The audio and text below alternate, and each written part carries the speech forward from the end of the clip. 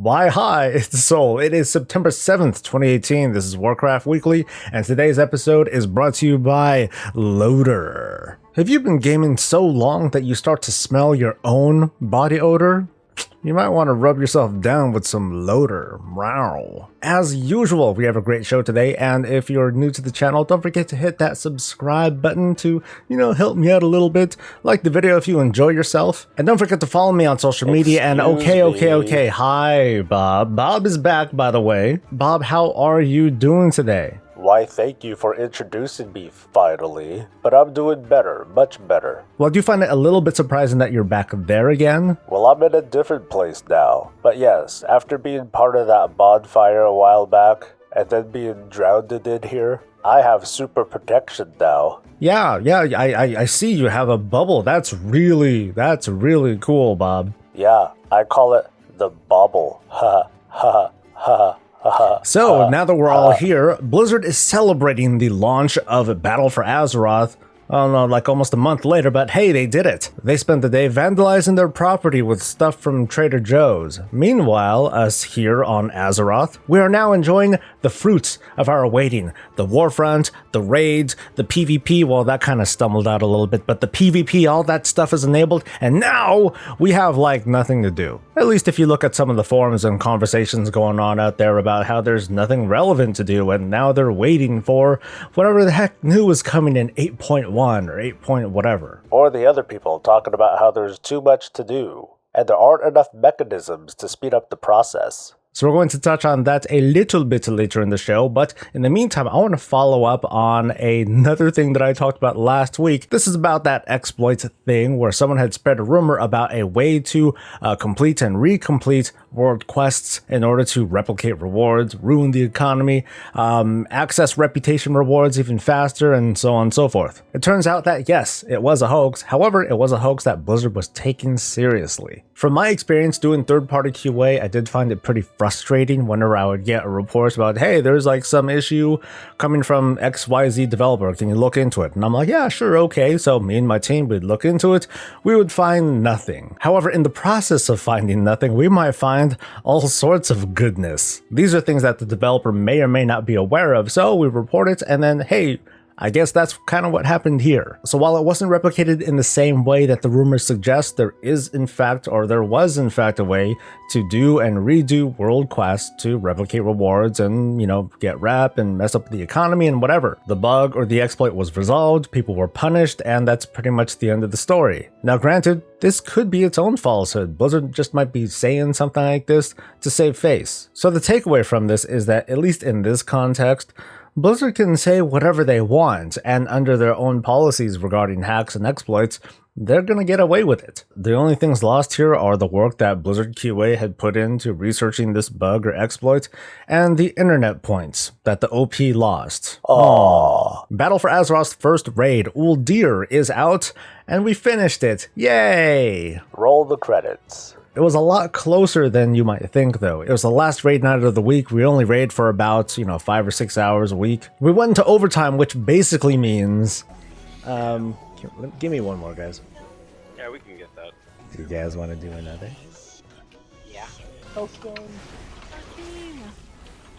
Nice. We're done. Fuck yeah. Oh, So we rallied together for one last pull, not even knowing the fight, and ta-da! Got it. I'm going to do a fun supercut, like a guild reaction to this raid. That's going to be out next week, but my super high level impressions of this raid is that it's pretty good. For being the first raid in an expansion, I found it to be a little bit more challenging than that of previous expansions. The ramp up from the first to the second boss was a little bit surprising, but nothing that we couldn't handle. I did like having the open-endedness of having the next 3 bosses be optional, as in we can just kind of pick and choose whichever one we wanted to go to. And then the last 3 bosses were progressively more complex. Not so much more difficult, but just more complex. And they were fun. They were both new and familiar mechanics. One of them was like totally off the wall. I'm carrying this golden ore. What the hell is this? But the team and I had a pretty good time. So I'm very much looking forward to go back next week and start tackling Heroic because, we did normal because we're a bunch of normies, I guess. But we are hopefully going to start with Heroic next week. Speaking of, let me remind you folks at home and on the toilet what the schedule is going to be for this entire raid thing. Next week, the week of September 11th, is going to introduce the mythic version of the raid as well as the first wing of the raid finder. 2 weeks later, on September 25th, is going to be the second wing, and 2 weeks after that, on October 9th, is going to be the third and final wing. The kind of expectation from that is that 1, maybe 2 months later or so, is going to be the milestone where 100 Horde and 100 Alliance guilds will have downed G'huun, the final boss in Uldir, in Mythic mode, at which point Mythic cross-realm raiding will open up. So good luck to all of you, because as a reminder, Blizzard prohibited the ability to advertise gold for carry sales over on the group finder, and it's going to be around that time where sales for mythic carries are going to, it's going to be a lot of gold making movement. A public service announcement. You meatbags may have amassed a large number of war resources, Sanguicell and Expulsum. Maybe you don't need to give a damn about the Sanguicell, but the war resources and Expulsum are still going to be worth farming for. Maybe. Just like previous currencies like Order resources, Garrison resources, Blood of Sargeras, and Spirits of Harmony, Blizzard will eventually introduce a vendor for you to dump all this stuff. But they're not going to tell you this yet, because they think you have a bad memory. This is just my opinion, but I think that on the Blizzard whiteboard, they probably talked about those resources like, not Sanguicell, but Expulsum and war resources, and having to dump those eventually. I think there's a certain element of game design or psychological warfare when it comes to not really talking about these resources from the get-go, even though historically we have seen some sort of resource dump for these currencies. I think the reason why they don't mention it, or they otherwise don't have these vendors available outright, is because they would burn players out, I think. If these vendors were already around, if Blizzard told us, hey, you know what, don't worry about those resources, we're going to come out with a vendor sometime soon, certain players would go all out and farm the crap out of the planet,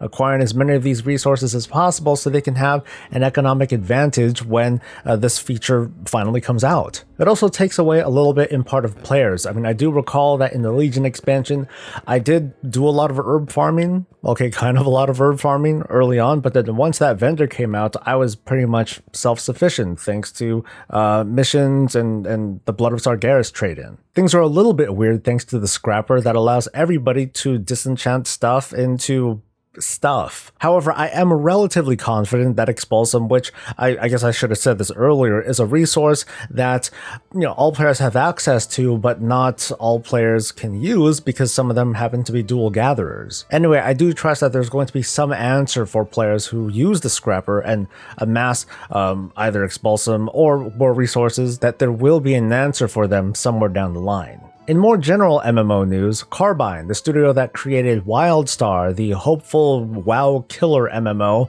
is gonna shut down. This is a game that I didn't personally play, so take that with its own grain of salt, but I know Wildstar for 3 major things. One is that the gameplay was more about skill shots. It was supposed to be kind of a throwback to hardcore vanilla WoW players, and it had a very impressive player housing system.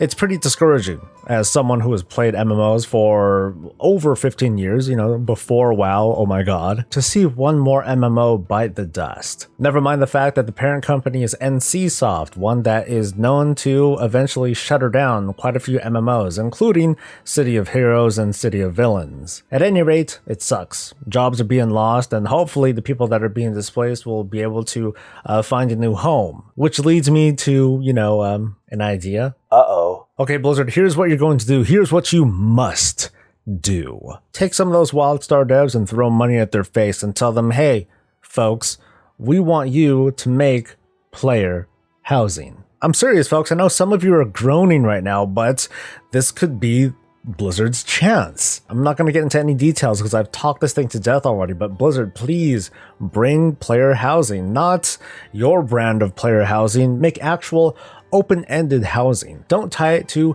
an expansion storyline like it's some sort of grand feature or highlight of an expansion. Fuck, launch it with a patch. Don't make player housing about elevating the status of our character. Don't make it about being powerful. Just make it open-ended, optional. That way we players of WoW can treat this system however we want. It can be the center of our gameplay when the raids are dust and the gear is outdated and there's nothing left to do but farm for materials to build some stuff, or it can be entirely ignored. But I'm a big proponent of that, just like how I'm a big fan of transmog. It's not something that we need to do. We don't need it to feel powerful. Okay, I feel powerful whenever I look good. You folks might not like any of the Uldir tier, but hey, it's all about what you make of it. I am of the very strong opinion that collecting and showing off stuff that you have collected is a very valid form of endgame. Of course, if you disagree with me, I'm happy to discuss that in a comment below, so I can tell you that okay, you're not wrong, but I would still love to discuss it, okay? So there's a lot going on as of this week. Raids are a thing, Warfronts are up, at least for the Alliance, and meanwhile for the Horde, well, I suppose we'll get there eventually. PvP, while I don't have a good thumb on it, is something that appears to be relatively enjoyed. We can now engage in ruthless, merciless ganking. And gear's a thing again. There are a lot of debates going on with the gear, but I think having that sort of debate is healthy. Not being able to have the debate because of previous PvP templates is, I'd argue, less healthy. So it's good to look back in hindsight and see what we as players and what Blizzard has learned. But there's so much to do in this expansion, in the world of Warcraft itself. You can pet battle. I can imagine Haruma Red, if he's watching this, he'd be like, well, yeah, pet battles rule. I don't know if he'd say it just like that, but that's just how it goes in my head. Players can satisfy their craving for collection and fashion. They can take advantage of others and make that sweet gold. Or they can roleplay with others or wander the world alone and look for that one place that'd be like, yeah, that's the place that I would want to build my player housing. And even past that, when we get into the progression-minded side of things, there's a whole ton of different things to do. You've got a whole battalion of world quests to cover. There is Azeroth to gain through island expeditions, so you can get that neck level up. You have a whole bunch of dungeons to farm, so you can start getting some of your secondaries up. Or if you wanted to get some more Azeroth gear, you got to hit that meta. You got to figure out the things that you want by looking through the dungeon journal and trying to figure through what's going to be the best combination for your gear. And then from there, you need to do like the higher end stuff. You got to raid, or you got to suffer through like the pug life, because, well, that's just what you do. And at the end of the day, it's like, hey, cool, I got some Azeroth gear, but oh man, the requirement is way too high. My neck level's too low because I haven't been farming the Azeroth gear so much, and I'm so mad. So I'm going to go onto Reddit and I'm going to put up the coolest and most witty, cynical meme that I can put up. And then when that's done, I still need to farm the stuff. So I got to get back into the game and go. And so impatience sets in. I'm going to attempt and fail to speak for these players and say that these players, that they don't like things that slow them down because they have so much to do. Even the perception of being slowed down is like a betrayal to their habits. These players don't like things like time or rep gating or item level scaling or not being able to share stuff because of personal loot restrictions. At the same time, they want other things like being able to fly right at max level.